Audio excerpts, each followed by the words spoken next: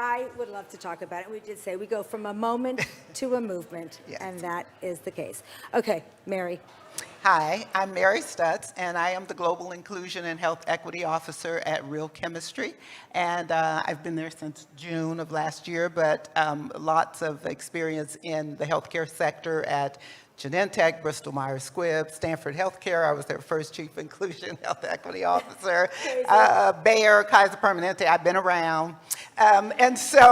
But always very focused on health equity and advancing health for everybody, regardless of who they are, color of their skin, their socioeconomic status. And we have the opportunity to do that even more now as the spotlight is shone on health equity. And we are very focused on advancing that for the whole industry. All right. I am Cherie Butts. I'm at Biogen, medical director and clinical trialist. My trajectory has taken a very non-traditional approach. I started off at the bench, neuroimmunologist, and moved into the clinic. And before Biogen, I was at FDA. And so the health equity concept, has been around for a very long time, but I do believe that this is the moment that we can make real impact and change that is scalable and sustainable. So I'm looking forward to this discussion. Amazing. Okay, but let's talk about that because you just talked about this is the moment. It's been around for a while. Why now? Why is this the moment? A big part of why I think it's the moment is because we have been saying for years, those of us that have been working in the space, have been saying for years that the health inequities are an issue. We've been saying that the bias and the racism and the disparities exist throughout the entire health ecosystem. Yes, throughout the whole trajectory from the research to the clinical trials to even after the drug is or a therapy is actually launched in the market. We know that these things are not being offered to people of color. And then there are all the socioeconomic issues and the social determinants of health, and even now digital determinants of health because you need broadband and all that. But all of these things we've been saying for a long time. It wasn't until the pandemic happened where we actually saw it and everybody saw it. The people most disproportionately impacted, the most people dying were Black people and Hispanic people. And so that raised the attention for everybody to see, okay, there really is a disparity. There really are key chinks in our health ecosystem that we need to address. And quite frankly, more organizations around the world, not just in the health ecosystem, are stepping up to say, wow, this is horrible. We really need to do something about it as a country, as an industry, as a society, just being human. And so that's why the attention is on it right now because of all that has happened with COVID, but now it's time for us to really drive it and actually move the needle to advance health equity. And it better stick. And it better stick this time, yes. Well, you know what? They have powerful people of color, people who look like the community, people who look like the folks who've been impacted. These are the lessons we learned from how we addressed COVID. It was when we had people who looked like the community going into the community, helping and telling people about this is why you need to get tested, and then this is why you need to take the vaccine. Because, we know. We all just finished and we all just participated in the world's largest clinical trial with the vaccine because it was not approved by the FDA. And we all did it. And the reason you got the diverse communities to do it when they never would have done that in the first place is because you had people who looked like them giving them the invitation, and you went into their community. Things we've been saying for years, decentralize it. Don't send people to academic medical centers where they stick out, they don't feel comfortable, they don't have people who are providing culturally sensitive care for them, so that's why they don't want to go. But go into the community and help, and we did all of that, and we saw great results with COVID, and we're hoping to learn from that. I want to extend from that. I don't think it was only the pandemic. I do think that George Floyd and those atrocities made people, they were too outrageous to ignore. And so you had this moment of, wait, what? So maybe the unfairness does have to be addressed. The second part of the pandemic is not simply the health inequities because people were aware of that. I think it's because over and over again, the scientists and the medical community, what did they say? It can't just be you and you and you who get it. We need about 85 to 95% of you to do this in order for it to work. So it was the urgency and the fact that everybody had to do it. But what I do think you were raising was the interconnectedness that people were not appreciating. People being out of work, oh, I can't get my coffee. Whoa, whoa. Okay, now I need you to, okay, I'll do it, whatever it is you need me to do. Okay, so we just talked about the moment, right? How do we now ensure the activations that are going to create the equity that sticks and the partnerships that we are going to forge? Yeah, one of the things we've done at Real Chemistry was we hosted the first, we wanted to call it the Davos of health equity, but we didn't. We did it at JP Morgan, and so we called it the Real Health Equity Summit. But I like that. I actually like that better. yeah. But the reason it was so different is because we addressed the elephants in the room, the things that have not been talked about. We had those uncomfortable, the uncomfortable conversations, because change doesn't happen when everybody is comfortable. So we brought people there who have been on the front lines of doing this work. As Dr. Budd said, the work, some folks have been doing the work, but it just hasn't gotten as much support and resources. But we had those folks come and talk about the real experiences of what is happening in the whole health ecosystem. We had people come and talk about how, the way we had physicians, Black physicians who've been trained in medical school, and to talk about all the racist policies within even the medical school system, how they're trained. We had Dr. Aletha Maybanks from the American Medical Association, who was their first chief health equity officer, and the racism in the AMA. A woman. Yes. Did you say that? The courage that she Black woman. had, a Black woman, with the courage she had to say to the AMA, because you were so racist and you didn't even let Black people into the AMA, that's why the National Medical Association was formed, and she's done all this work with them on the racism, the wrong teaching, stuff like Black people don't feel pain. Excuse me, I feel everything. But You got no pain when you have a baby? Yeah, hello. Really? So everything. And so they actually issued a public apology to Black physicians in 2019, the AMA did, based on her work, and they have this whole agenda to address the structural racism now in even their medical practices. So having those types of conversations when we were there, having the frontline people calling out the organizations like so many of the healthcare companies saying, you only show up when you want something from us. And then you leave, and you don't even come back and tell us, So for example, we had Dr. William Lamar, who leads this huge program in Baltimore, Maryland, and he has all kinds of health. He's a pastor, he has a church and all that, but he has all kinds of community resources. And he talked about how they helped get so many Black people to take the test and then to get the vaccine. And he said at our summit, something that you haven't heard people call out before, he said, we know that you companies were paid for every test, every vaccine, and yet none of that money accreted back to the communities that helped you do it. You took your money and you left, and we saw you come and we welcomed you, and then we saw you leave. And that has been happening repeatedly with clinical trials and all of this work. So companies can't just come in and do that anymore. They have to work with the communities and make sure it's mutually beneficial. Address some of their needs and what they need to have happen, and ask them, what do they need? We had this happen at Stanford. We were trying to work with the community organization to take a pilot to the next level.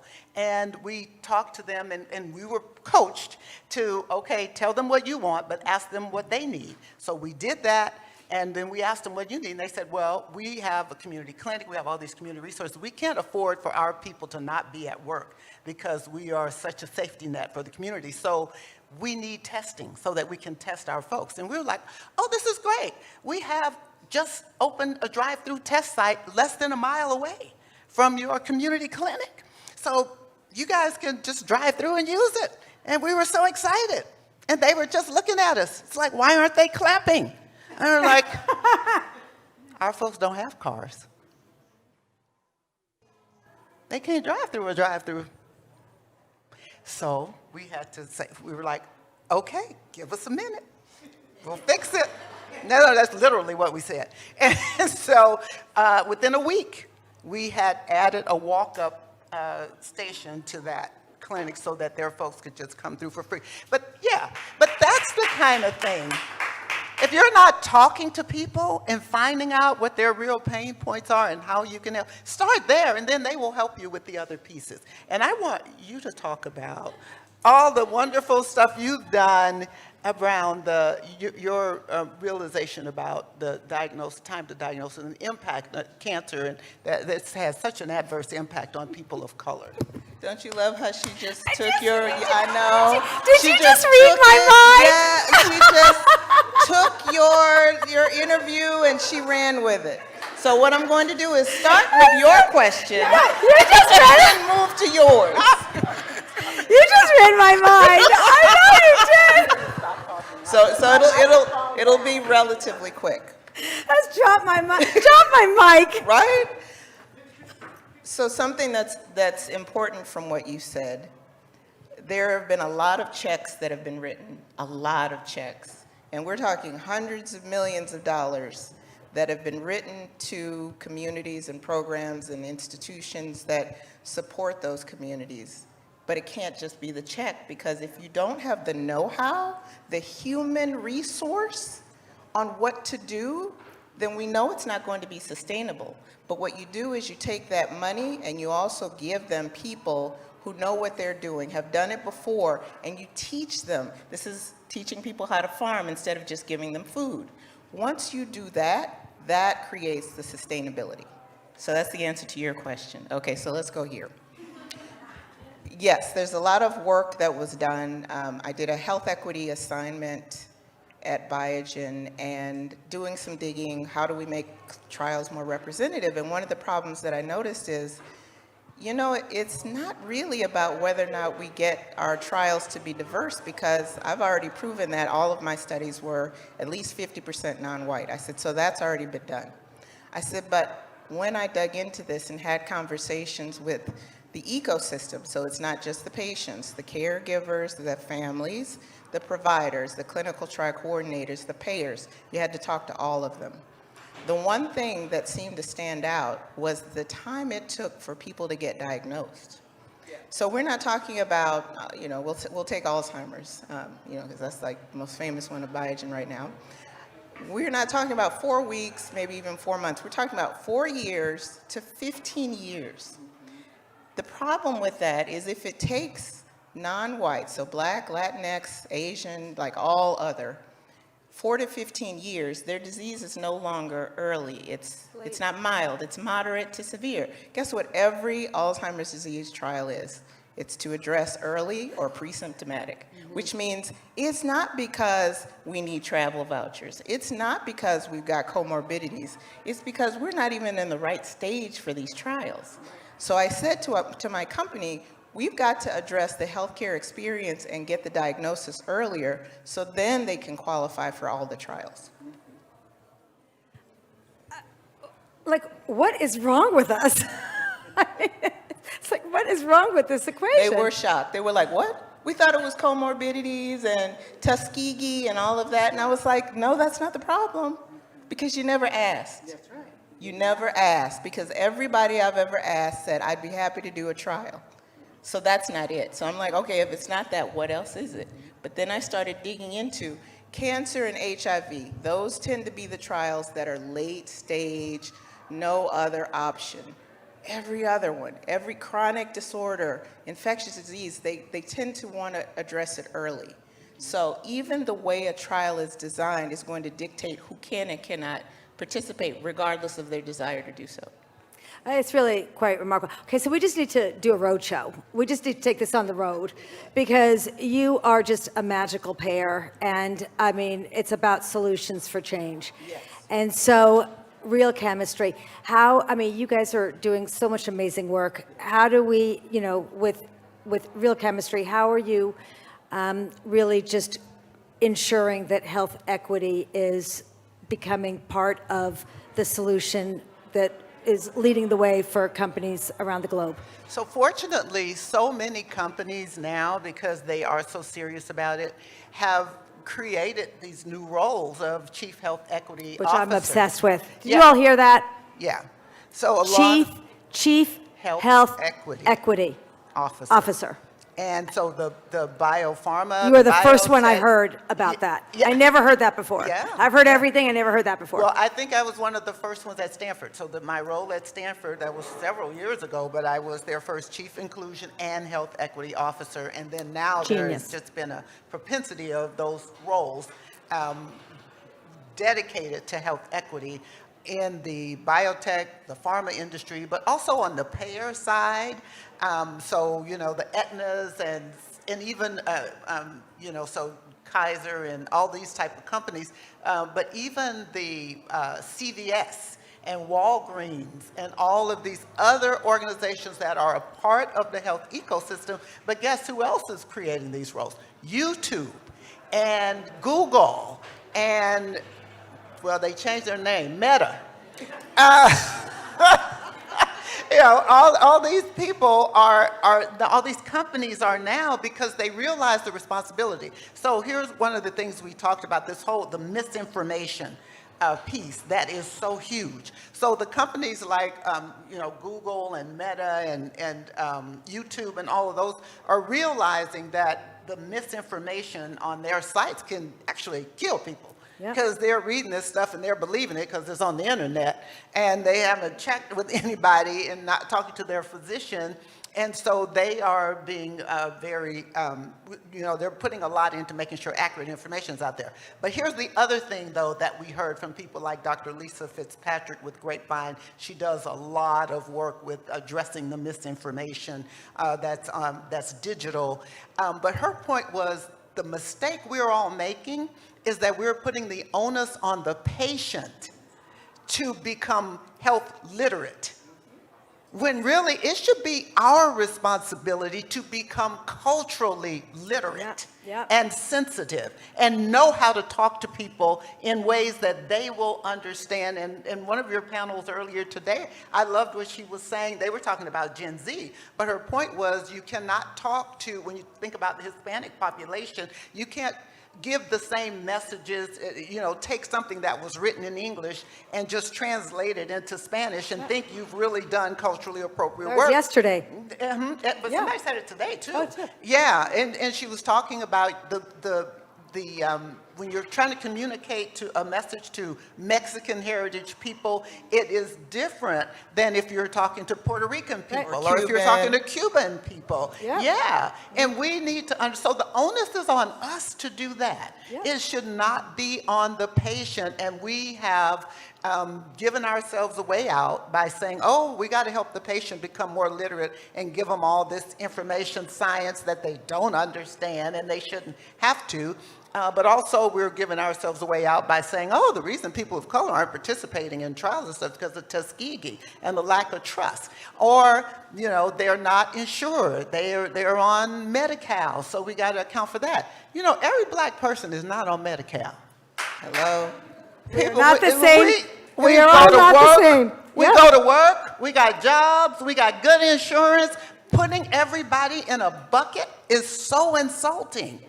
And We're going to be dead if we do that. There you have it. Yes. Yeah. And I agree. we all want to live a Yes, long life. But I will say the problem with that is you're right. People want to just put everyone in a box and make it easier.